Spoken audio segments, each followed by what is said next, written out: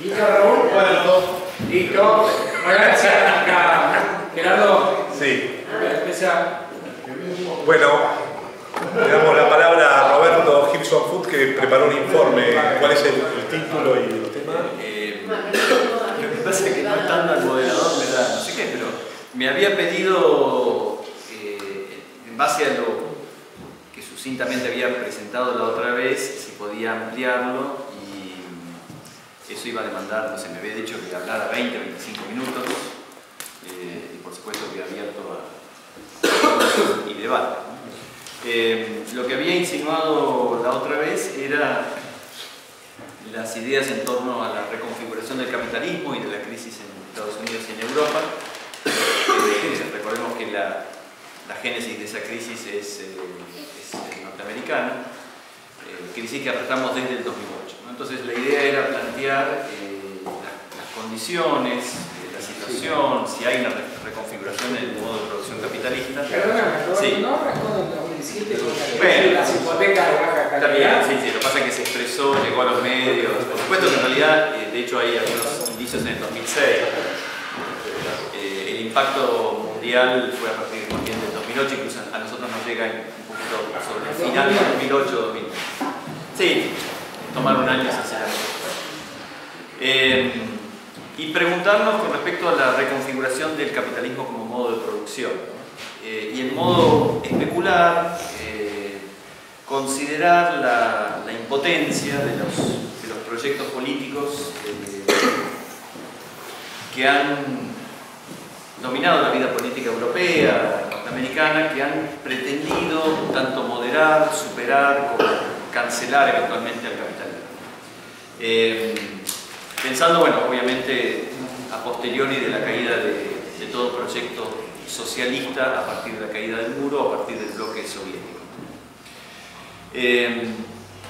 Eso, a partir de ese momento, hay por lo menos tres consideraciones que me parecen importantes. Una es desde lo ideológico, que tienen que ver en principio con la interpretación que hace la derecha a partir de gente como Fukuyama, cuya base teórica está en Koyev o en Hegel, la idea de que, esto de hecho en términos un poco técnicos, pero se pueden explicar, que el comunismo fue solo una realitat, que no corresponde a la historia profunda, que no corresponde a la historia real, que técnicamente sería la Wirklichkeit, o sea, que hoy en día vivimos el fin de la historia. Ese fin de la historia significa la consagración de la democracia liberal capitalista de libre cambio como un sistema que salva absolutamente y cancela las contradicciones. No hay que entender el fin de la historia como el fin de los acontecimientos, sino más bien el fin de todo proyecto alternativo que pretenda ser una Aufhebung, o sea, que se pretende ser una superación del sistema capitalista, y específicamente bajo la versión democrático-liberal. Las contradicciones existentes para todo este bloque ideológico que fue tan fuerte a partir de la década de los 80-90 significa que el sistema resuelve las contradicciones. No hay necesidad de pensar en un sistema superador, y de hecho la idea de la denuncia de la historia o del fin de la historia es la idea de que no hay instancia superadora del sistema capitalista. ¿Cómo reaccionó el centro izquierda frente a esta avanzada ideológica? Bueno, en gran medida se vertebró en alguien como Giddens, que es la idea de la tercera vía.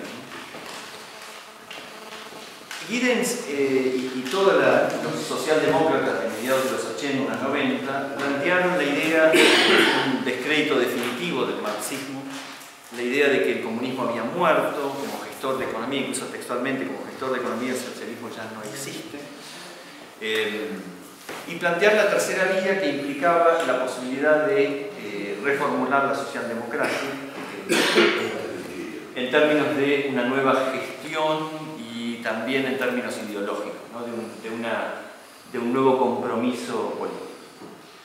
A su vez eso tiene una expresión institucional. El Partido Comunista Italiano, bueno, en 1991, que se convierte en Partido Democrático de la Izquierda.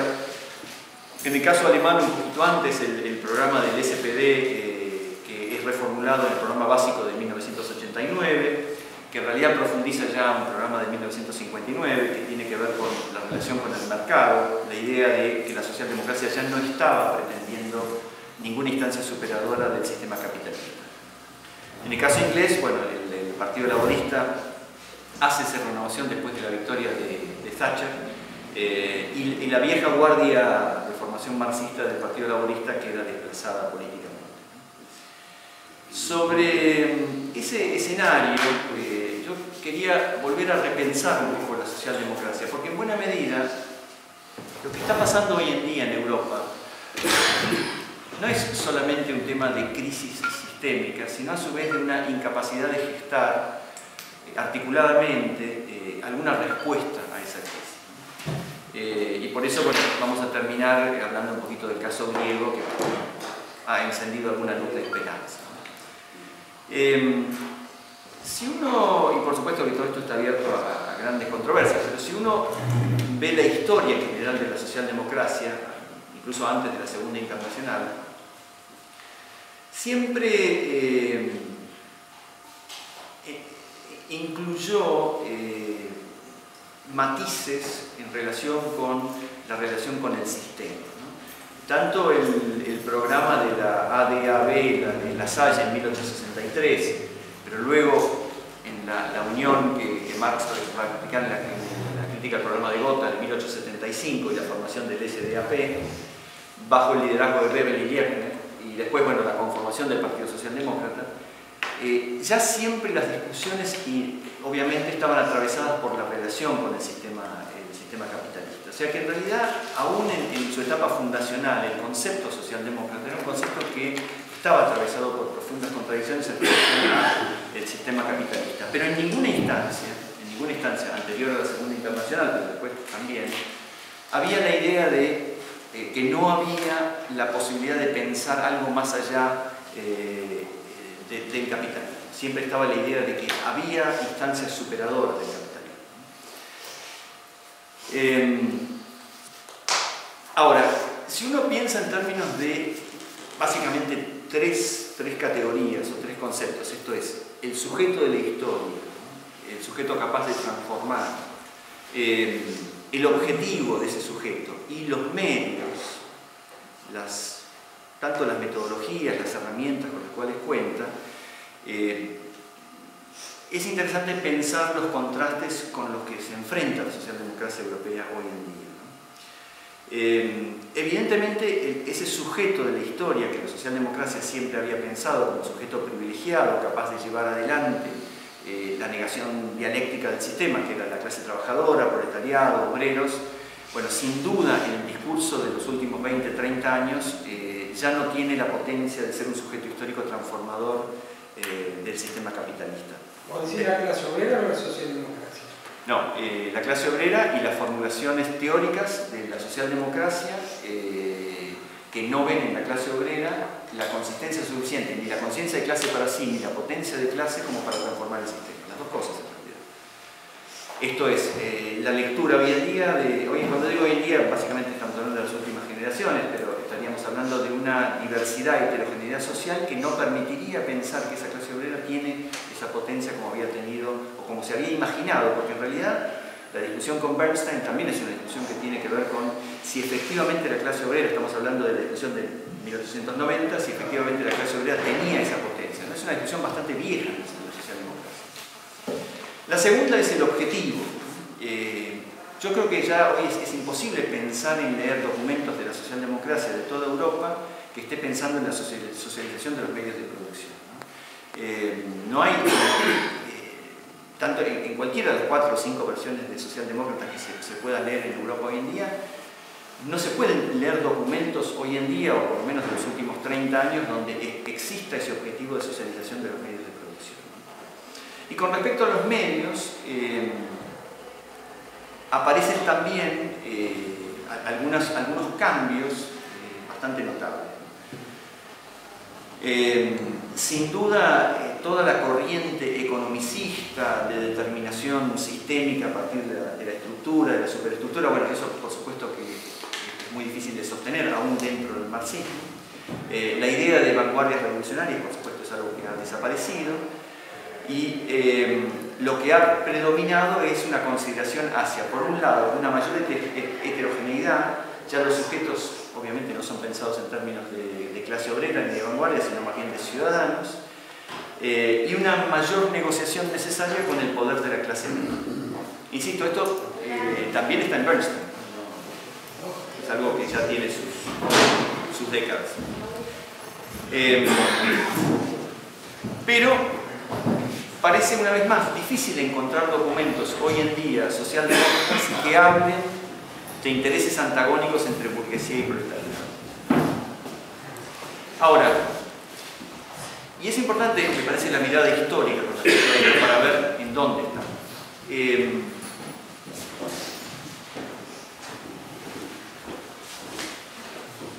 ¿Estamos bien? Ha llegado el verdadero conductor. No, yo me de él lo dejé libre al Usted quiere sentarme allá. yo que sepa cambiar.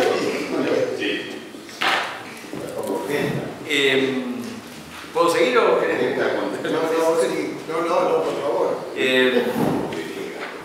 Bueno, como decía, a mi entender, esas tensiones conceptuales están presentes desde la gestación y después de la Segunda Internacional. La Segunda Internacional están presentes siempre en la socialdemocracia.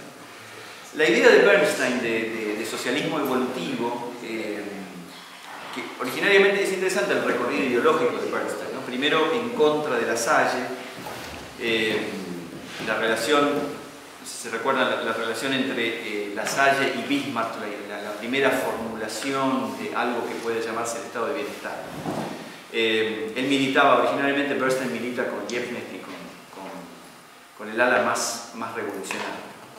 Pero después, a medida que pasa el tiempo, a partir de 1891, empieza a rever, insisto, empieza a pensar en cuál es la clase revolucionaria. Y es así el famoso escrito de Rosa Luxemburgo, donde dice reforma o revolución, obviamente optando por revolución. Bernstein cuestiona por lo menos tres aspectos interesantes que hoy en día la socialdemocracia tiene una absoluta incapacidad para responder, ¿no? Cuestiona acerca del sujeto, cuestiona acerca de la necesidad histórica y cuestiona acerca de la acción política. Insisto, ya en Bernstein está la idea de que el sujeto de la clase obrera no es homogéneo, ¿no? Bernstein era bastante anti-hegeliano y veía un creciente poder de la clase media. Cuando uno lee a Giddens, que por supuesto conoce bien a Bernstein, es un sociólogo importante, nota mucho de esas reflexiones de fines del siglo XIX. Ahora, si uno combina estos tres elementos, ¿no? De los cambios institucionales de los partidos socialdemócratas, los cambios en las dirigencias, ese nuevo paradigma de la derecha a partir de la generación Reagan, que tiene que ver con la idea del fin de la historia y la consolidación de la democracia liberal, y por otro lado el intento de reformulación de la tercera vía de Giddens, creo que esa combinación explica bastante bien la incapacidad que hoy en día tiene Europa de generar no solamente ya la posibilidad de pensar una sociedad que supere, que mejore el capitalismo, sino a su vez de enfrentar desde un punto de vista de defensa de clase cualquier política llevada adelante desde el Estado.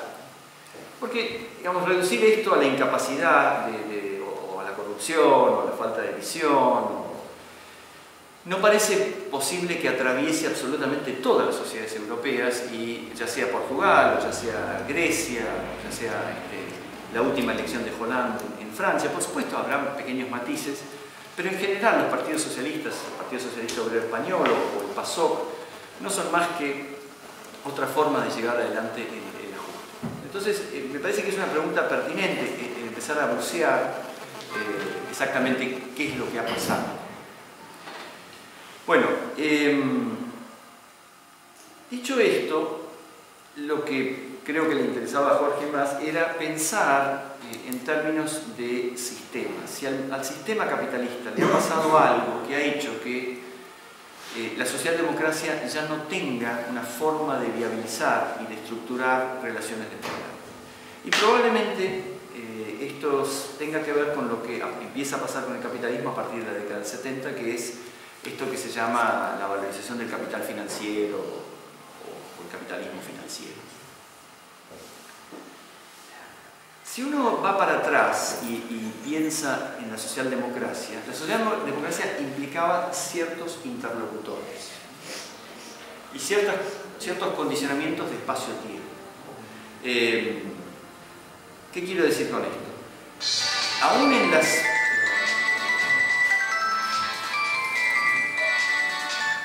en las posiciones más dialoguistas de la socialdemocracia, la idea era básicamente ponerse de acuerdo con un capitalista que tenía un compromiso geográfico, que tenía un compromiso de espacio que compartía con esa clase obrera, que compartía con esos socialdemócratas. Por supuesto podía haber, desde el punto de vista teórico y desde el punto de vista de la discusión política, diferencias en torno a qué hacer con la plusvalía, podía haber discusiones en torno a qué hacer con los excedentes, con la ganancia, pero compartían un destino geográfico, un destino de anclaje territorial. Esto es, se suponía que la discusión estaba acotada en términos de espacio y estaba determinada legalmente, estructuralmente, por lo que es el viejo Estado-nación. O sea, la socialdemocracia, si bien tiene un compromiso internacionalista, no deja de ser en realidad una fuerte negociación de espacio acotado, donde los excedentes son utilizados en función del sistema de acumulación local. Eso permitía, obviamente, la posibilidad de discutir en términos de qué hacemos con esa plusvalía, qué hacemos con ese excedente. Pero discutir en función de que ambas partes debían ceder, ambas partes estaban fuertemente condicionadas. La gran contraparte era que, y esto siempre ha sido la crítica al estado de bienestar, que les garantizaba a los capitalistas la estabilidad, se aseguraban cierta continuidad en la tasa de ganancia, se aseguraban cierta paz social y por supuesto que les permitía pensar en sociedades mucho más integrales, ¿no? Y a su vez podían responder en un sentido más orgánico, porque no era simplemente un dueño de empresas, sino era una burguesía industrial que estaba dispuesta a discutir con una socialdemocracia. Es indudable que esto permitió lo que se llamó esta edad de oro del capitalismo y niveles obviamente de desarrollo social y cultural inusual. Entonces la pregunta es, bueno, además del problema de la tasa de ganancia decreciente de la década del 70, ¿qué es lo que ha pasado, que ha roto ya no solamente esta posibilidad de acuerdo en la discusión, sino a su vez la incapacidad de la socialdemocracia, de los sectores del centro-izquierda, para responder a esto? ¿Por qué? Porque uno podría pensar en una ruptura unilateral por parte de la burguesía y decir, bueno, no nos interesa más seguir con estos pactos, seguir con estos acuerdos. Pero tenemos un problema adicional, y es que las representaciones de los sectores obreros o de los sectores mayoritarios, y acá hay un matiz interesante, ya tampoco son capaces de claramente formular programas alternativos. ¿Hasta ahí se entiende? ¿Vamos bien? Si uno piensa en la definición de Marshall acerca del estado de bienestar, esa combinación de democracia, bienestar social y capitalismo pareciera estar rota. Y cuando Klaus Hofe, no estoy hablando de un teórico de hace muchos años, pero cuando Klaus Hofe piensa esto en la década del 80, él piensa aún el estado de bienestar como una combinación de reformismo socialdemócrata, de socialismo cristiano, pero de doble beneficio, ¿no? Donde tanto la clase obrera como la clase dominante obtienen ciertos beneficios.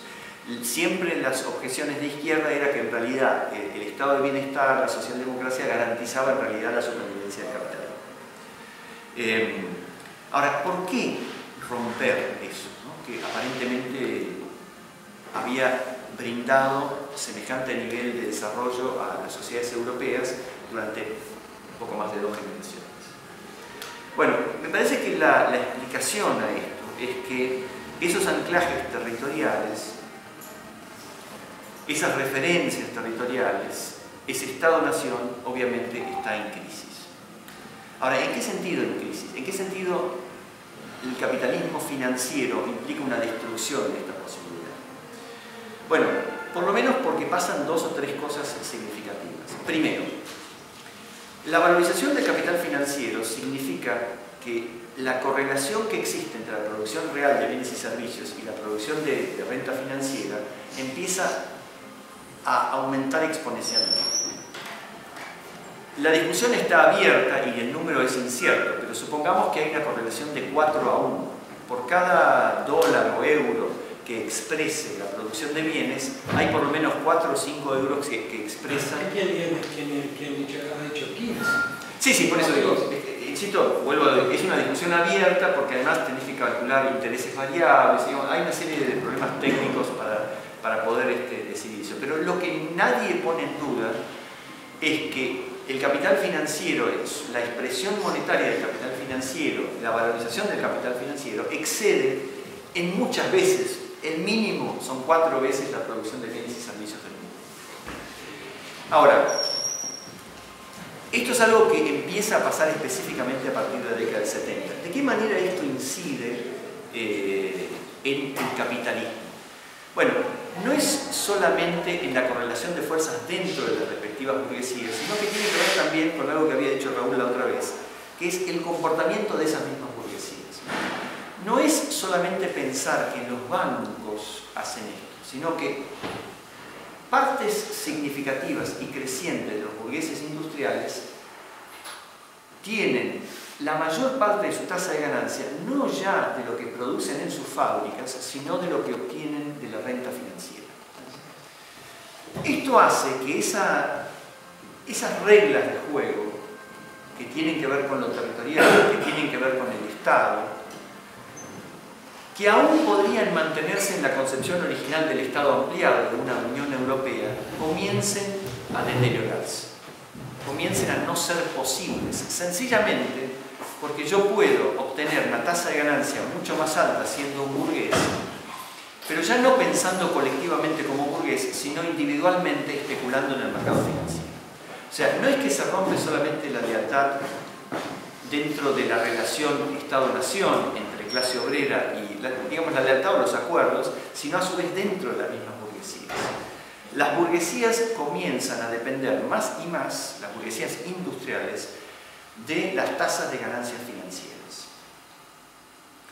Ahora, ¿cómo responde la tercera vía? ¿No? ¿Cómo responde la socialdemocracia a partir de gente como Giddens o lo que hemos tenido en los últimos 30 años?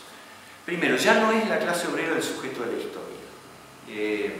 Ahora, insisto, se apela a una ciudadanía heterogénea, endebles alianzas electorales. En el caso de Giddens, por ejemplo, específicamente el laborismo inglés estudió la posibilidad de abrir su espectro a buena parte de la clase media inglesa en un viejo postulado de la sociedad inglesa dividida en tercios. De hecho, cuando ellos hacen los estudios sociológicos, lo que detectan es que la mayor parte de los ingleses, no la mayor parte, pero la minoría más significativa de los ingleses se define como conservadora, casi un 30%. Entonces, la reformulación licúa la idea de un sujeto, y obviamente asociado a eso la idea, en términos marxistas hegelianos, la idea de una antítesis capaz de cancelar el sistema. O sea, ya no hay sujetos revolucionarios, ya no hay sujetos que puedan cambiar. Segundo, en la historia no hay futuro. Los socialdemócratas actuales no creen que el futuro pueda generar un sistema que sea cualitativamente, significativamente superior a lo que da el capitalismo democrático liberal en la actualidad. La tercera vía, y los socialdemócratas, como casi todos, se han vuelto profundamente postmodernos. ¿Ahí incluís los demócratas de Estados Unidos? Bueno, sí, por supuesto. Sí. Ya no vamos a ningún lado, no vamos a ningún lado, no vamos a algo mejor. Y por otro lado, los medios son los instrumentos, las herramientas son las que brindan la democracia liberal.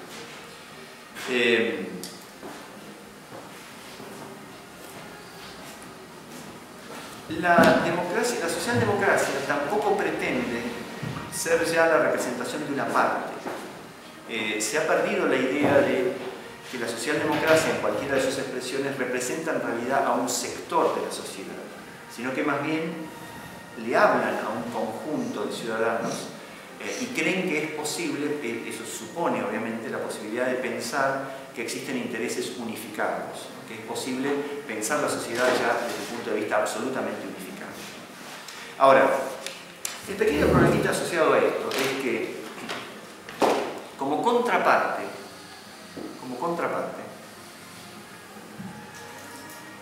ese capitalismo crecientemente financiero empieza a no tener necesidad de estos interlocutores. Pero no es como burguesía colectiva, como proyecto de burguesía colectiva como uno podía pensar a la alta burguesía alemana de segunda mitad del siglo XIX, sino que individualmente empiezan a ver que sus tasas de ganancia dependen en forma creciente de violentar los pactos sociales y a su vez de violentar los enclaves jurídico-políticos que son los Estados-nación.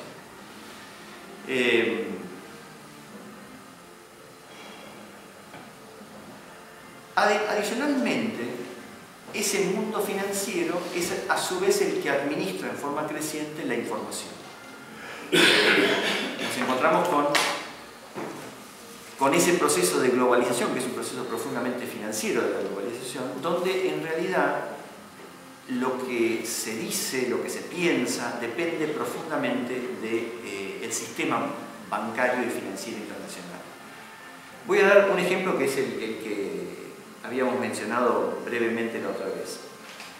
Cuando Correa asume, hay un listado de los diarios grandes, incluso se puede ver como el Diario Hoy de Quito, el Extra de Guayaquil, La Hora de Guayaquil, el Comercio de Quito, el Expreso de Guayaquil, el Financiero de Quito, y las redes de televisión, Ecuavisión, Gamavisión, Teleamazonas. Bueno, cuando uno ve los componentes accionarios detrás de todo ese sistema de medios, lo que encuentra son grandes grupos bancarios. En realidad, la mayor parte de los medios en Ecuador está dominado por bancos y por el sistema financiero. Por ejemplo, el grupo Pichincha, que tiene casi 40 empresas. Yo anoté algunos, pero la lista es muy larga.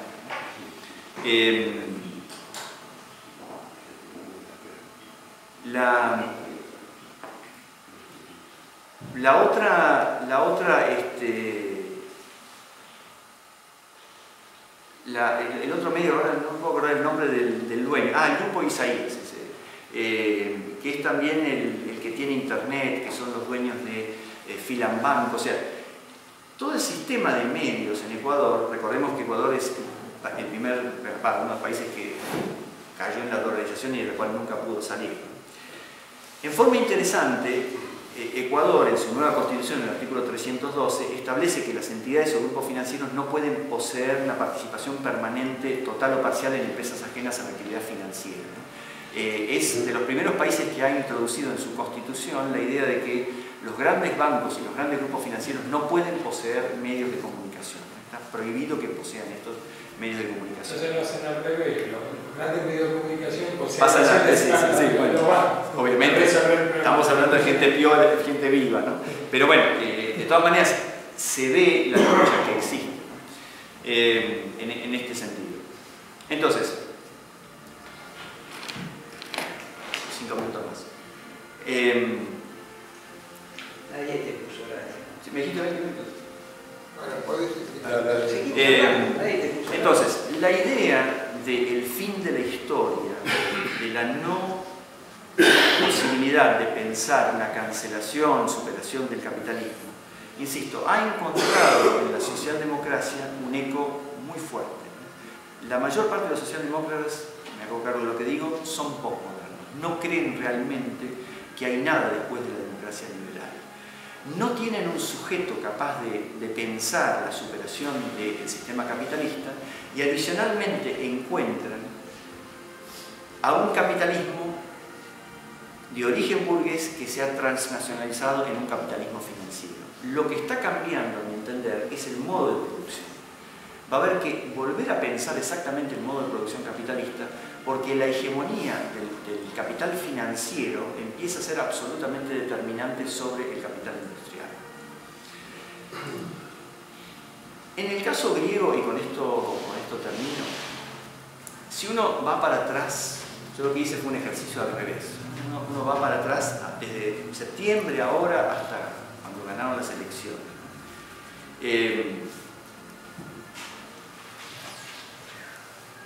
En el caso griego, tenemos dos instancias de crédito de 30.000 y 110.000 millones de euros. Protestas de jubilados griegos, un ministro de finanzas, Stournaras, que piensa recortar 11.600 millones de euros en beneficios sociales. Un sistema bancario que a su vez, curiosamente, después de la crisis del 2008 está descapitalizado y todos los sistemas bancarios han recibido por parte de los estados, o sea, los gestores políticos, independientemente si son de la supuesta centro-derecha o de la supuesta centro-izquierda, todos han recibido una asistencia financiera. En Salónica, cuando vino Samaras, cuando fue Samaras, hubo una manifestación masiva, pero fue interesante escuchar a la manifestación. No había claramente la posibilidad de pensar en un proceso superador. Había una manifestación masiva que repudiaba el ajuste, pero a su vez eso electoralmente se expresó. Por supuesto se expresó en la segunda fuerza electoral, pero de hecho no pudo conformar gobierno. Cuando llega Hollande al gobierno, ¿qué le dice Hollande en agosto del 2012? Lo cual para mí fue absolutamente demoledor. Dice: Grecia debe ser creíble. Hollande no implica un matiz en la relación de la troika con el Estado griego. 750.000 sueldos del Estado en Grecia tienen que ser de alguna manera disminuidos, que van a haber más recortes, ¿no? Y recordemos que Grecia está en su 5º año de recesión. Este año la estimación es que Grecia va a caer 6,8% de su Producto Bruto. Es el 5º año consecutivo de caída del Producto Bruto de Grecia. La troika ahora está diciendo que la única manera que Grecia puede salir es si los trabajadores griegos trabajan 6 días por semana. Los 3, bueno, ya no, pronto no. 16. Sí, ¿Por qué no? Y que coma 4 días por semana, por la duda. Y esto en un contexto donde en julio, ahora hace poquitos meses, junio-julio, el programa del gobierno nuevo establecía un clásico que podía, entre otras cosas, incluir todas las privatizaciones de puertos, ferrocarriles, aeropuertos. Por supuesto que Syriza, por supuesto que Syriza es una apuesta interesante y sin duda Alexis Tsipras es un líder interesante.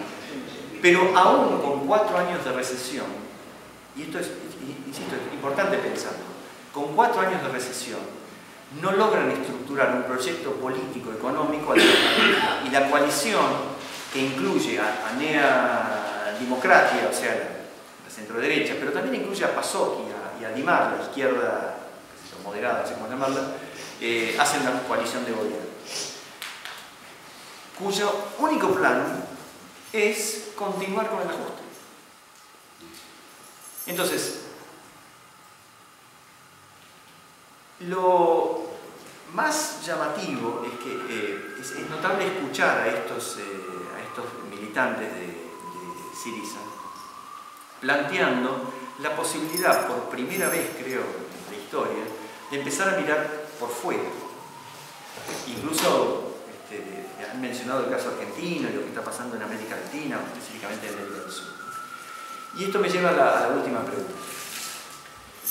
¿Por qué América del Sur ha tenido esta posibilidad de ejercicio del Estado y de ejercicio de la política que parece ir a contramano de lo que está pasando en los países centrales?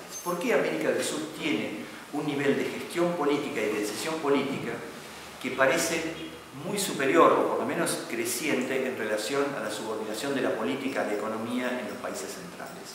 Bueno, me parece que es justamente la relación con el capital financiero.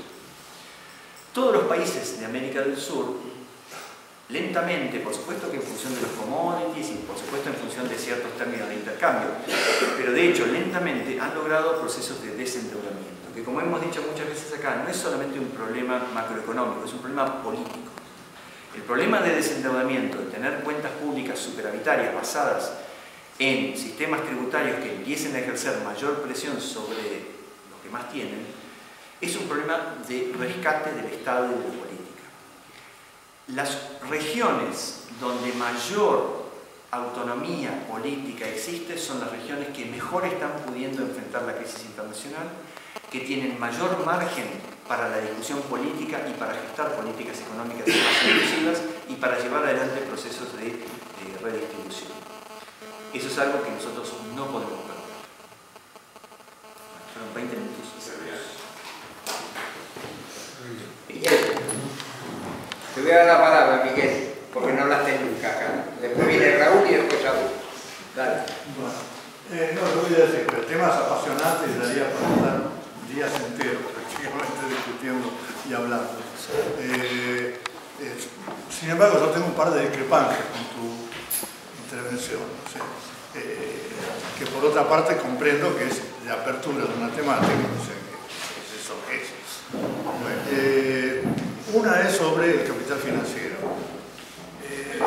El capital financiero, cuando hay un ciclo capitalista, crece y asume un papel determinante en la fase final del ciclo, cuando está por entrar a la crisis. Esto pasó en 1890, pasó en 1930, tanto es así que Lenin creyó en esos años que había un cambio sustancial del capitalismo. Después volvió el capital industrial. O sea, bueno, volvió a pasar después cuando la crisis de la reserva oro, o sea, cuando Estados Unidos pasó.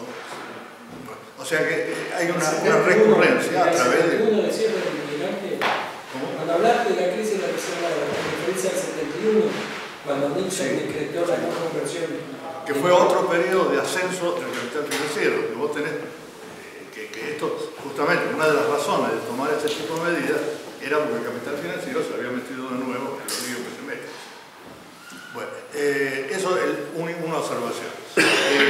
O sea, yo creo que en esta crisis los industriales tienen tanta responsabilidad como los financieros. O sea que la burguesía actuó como un conjunto. Porque hay que diferenciar entre hegemonía del capital financiero, que existe y es un problema, y la libertad de movimiento de capitales, que es otra cosa. La libertad de movimiento de capitales permite, por ejemplo, que los industriales italianos en los últimos 15 años se hayan estado escapando a Rumania, a Yugoslavia, a medio mundo de esta país. Y después dicen que falta la ocupación. Claro que falta la ocupación. Se creó en otros sitios, o sea, y los italianos se quedaron pagando. O sea que hay libertad de movimiento de capitales en el sentido de que pueden remitir libremente sus utilidades. El mercado mundial es organizado para eso y que por lo tanto pueden localizar sus industrias donde se les canta. Y en general se les canta donde los obreros están peor. O sea, países donde dice, bueno, acá el obrero está totalmente aplastado y jodido. Bueno, tanto es así que hay una competencia, por ejemplo. En general de Europa Oriental se habla poco, desgraciadamente. Pero fue un campo de prueba poderoso en los últimos años en Europa. Y en Europa Oriental vos ves que hay inclusive competencia entre Estados nacionales para ver quién jode más a los obreros, porque atrae más capitales internacionales. Entonces salta Estonia y dice, ah, nosotros le hicimos tal cosa, y el otro dice, ah, y nosotros le hicimos peor. Y así, o sea, es una especie de competencia indecente hacia el banco. Después, segunda cuestión, la socialdemocracia. Yo hasta un cierto punto dudo de que se le pueda seguir llamando socialdemocracia. A lo mejor a la francesa. Miguel, repetiría, dudo de que se le pueda seguir llamando socialdemocracia. O sea, la de Francia puede ser, es un partido socialista dentro de todo. España inclusive diría. Pero por ejemplo en Italia no. Socialista entre comillas. Bueno, es un socialista. Es lo mismo como te dicen el peronismo, ¿no? Bueno, es lo que es. Varía de un momento al otro, pero no hay un salto cualitativo que lo haga hacer otra cosa. La socialdemocracia en Italia ha dado el salto cualitativo, ya es otra cosa. En este momento hay una discusión en que vos tenés, por un lado, el secretario... Miguel, ¿alguien quiere algo de algún café, algo? Paga Jorge, Café para todos. Todas. Se paga A mí con un coñac, por favor. Bueno, Pero dije la lata eso. estaba diciendo, o sea que en el caso del PC italiano, en estos momentos hay una discusión interna porque hay elecciones internas, va a haber, se presenta escandalosa la cosa. Bueno, vos tenés por un lado la Secretaría. La Secretaría plantea una política que ya la tercera vía la dejó atrás. La tercera vía llegó a Italia, al debate político italiano, hace 15 años. Y en esta crisis, entró en crisis, o sea, no pudo resistir a la crisis. Y ahora la discusión se está dando entre neoliberales normales y neoliberales extremistas, como Matteo Renzi, el intendente de Firenze. Este señor sostiene, por ejemplo, que hay que reducir fuertemente las condiciones de vida y de trabajo de la clase obrera, porque dice que eso es un lastre por el capitalismo. ¿Qué partido es? Democrático. Partido Democrático. El ex Partido Comunista. Sí, sí. Bueno, pero él nunca fue del Partido Comunista, fue... No, María, El partido de la izquierda que quiere. bueno, pero eso no, por más que nunca fue es cierto, nunca fue comunista, pero el tipo ese es uno de sus dirigentes y además tiene posibilidades de ganar en las internas, que es más grave todavía.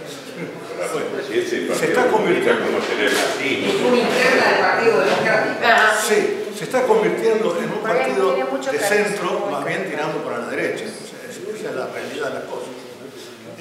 Entonces hay una especie de destrucción de la socialdemocracia en esta crisis. O sea, que cae como sistema político. A mí no me parece nada del otro mundo porque sabemos que en la sociedad todo cambia. Nacen cosas nuevas y habrá que ver qué es lo que pasa en el futuro. Pero a mí me parece que la socialdemocracia se ha dividido, o sea que algunas partes, tipo Francia, España, todavía se mantienen como socialistas y pueden dar lugar a otros desarrollos, mientras que hay otras partes que directamente desaparecieron. El tiempo dirá si no es mejor eso, porque dejan despejado el campo. O sea que ahora puede surgir algo más limpio, más... Por ejemplo, el caso de Grecia con Cipras, ¿no? O sea que pueden surgir tendencias que tengan la cabeza más clara y que... De todas maneras, un punto Se surge esencial... lo de la aurora en Grecia. También. Eso también. Hay más posibilidades que surjan los nazis de que surjan. Pero Está en la calle pegando y mirá golpeando. que lo de Grecia no es un absoluto único. En Hungría es algo terrible el censo del nazismo, y en Estonia y en los países bálticos, ¿no? También es una cosa imponente. O sea, hay nazismo por todos lados. El problema es que más crece la izquierda, más esta pequeña burguesía enviciada, digamos, se vuelca hacia el nazismo. Cuando hablas nazismo en esos lugares, ¿de qué estás hablando? ¿Cómo? Aplicado a la actualidad. ¿Qué Sí. cosa del nazismo específico? Que son racistas, sobre todo. Racista.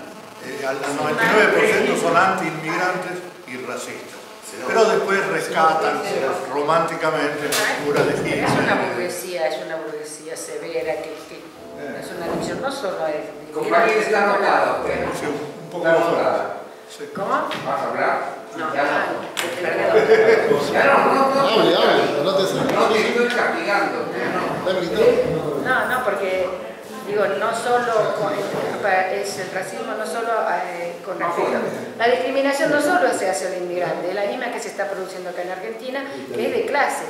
Es una nueva versión de la lucha de clases. Se protege, la burguesía prácticamente se cierra en una defensa del propio privilegio, no solo por el inmigrante que viene pobre sin nada, sino del mismo pobre nacional. Eso es el racismo, la nueva derecha. Pero con la historia de Estonia y eso, ¿podemos hablar de burguesía en esos países? Sí. Se puede. O sea, son países. Termino, chicos, Países víctimas. Son países muy chicos. Sí. Termino seguido. Son países muy chicos, pero sin embargo con una larga historia del capitalismo. O sea, estos vienen de los orígenes. Además pasaron cosas ahí terribles, qué sé yo. Por ejemplo en Estonia, que exterminaron a todos los judíos, que además era la burguesía local, o sea, era lo único que hacían. ¿Quién hicieron? Exterminaron. Los mataron a todos. Y estamos hablando del 40% de la población del país, o sea, no pavadas. Bueno, hoy en día, por ejemplo, están los rusos, pero establecieron, porque vino inmigración rusa al país, y no se les ocurrió mejor idea que establecer el sistema de que tienen la ciudadanía del país, pero no tienen ningún derecho de ciudadanía. O sea, no pueden votar, no pueden ser candidatos, no, es prácticamente segregados completamente. O sea, que es una cosa curiosa, como digo. Pues esa oleada antidemocrática se extiende en Europa de una manera imponente. Después, la cosa está abierta, o sea, vamos a ver qué pasa en el futuro. Después sí, pero escuchemos a todos, después tenemos alguna respuesta.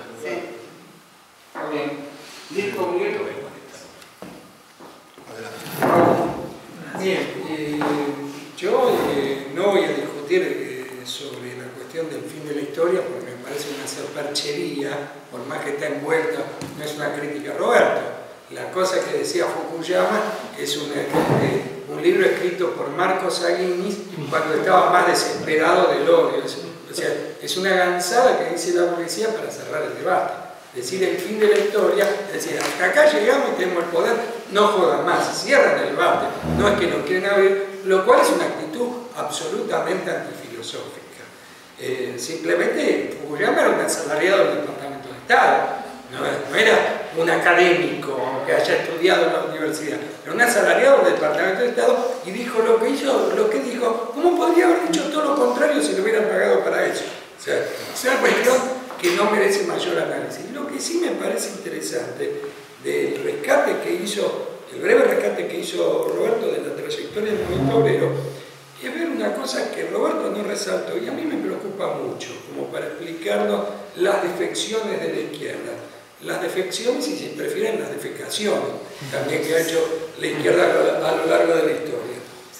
Desde Marx hasta François Mitterrand y hasta Hollande, hay un tema que está totalmente ausente del pensamiento de los clásicos de la izquierda, que es la cuestión nacional de los países periféricos y la cuestión colonial. Marx, cuando habló sobre eso, dijo que la presencia inglesa en la India era una revolución social. Menos mal que fue una revolución social. Si hubiese sido una reacción, ¿cómo la hubiesen pasado los indios? En plena época de la revolución industrial, hicieron una hambruna terrible para atacaron una base industrial que había en la India y de ese modo provocaron millones de muertos. Para Marx fue una revolución social.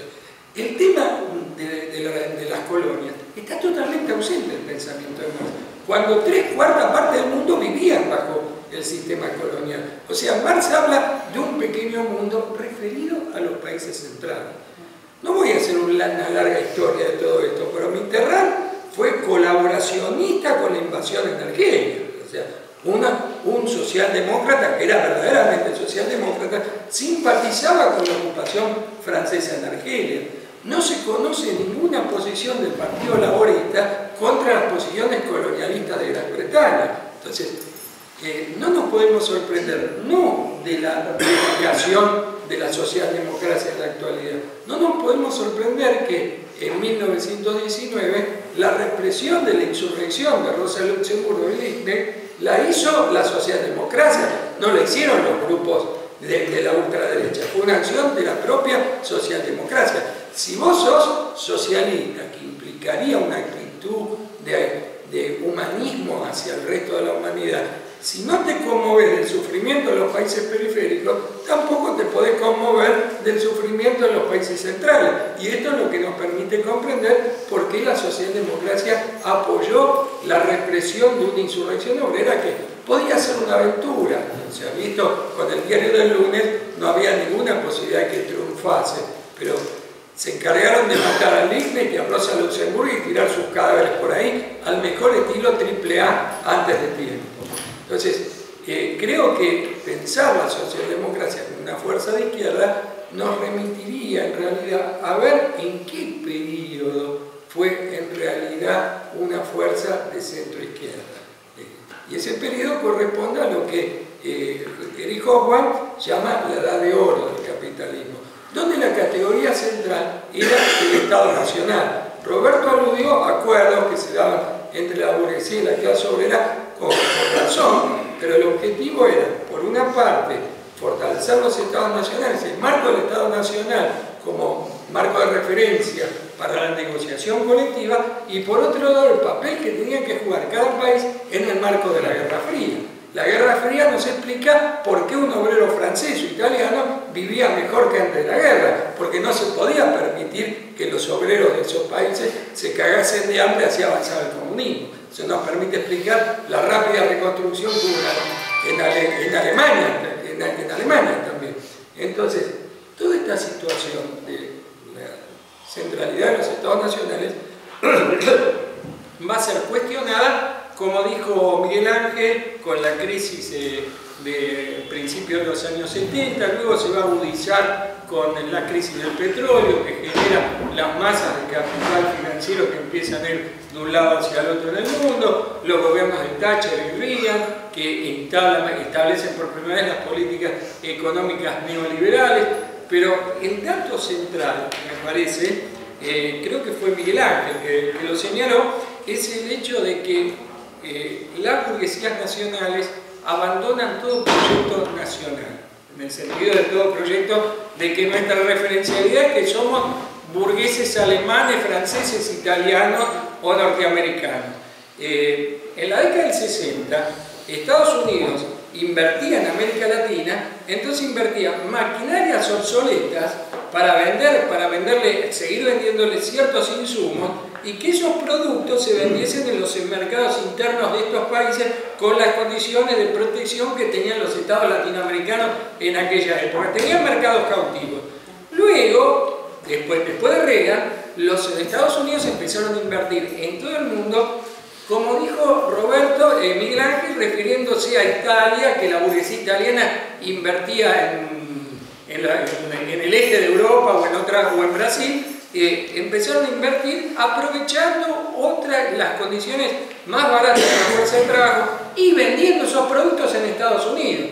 Entonces, si quedaba una General Motors, pongo el nombre de General Motors como cualquier empresa, una Coca-Cola o lo que fuere, en el país central no podía competir con su propia filial que vendía más barato, entonces terminaba cerrando. El nivel de desindustrialización de Estados Unidos es pavoroso. Entonces, lo que nos permite comprender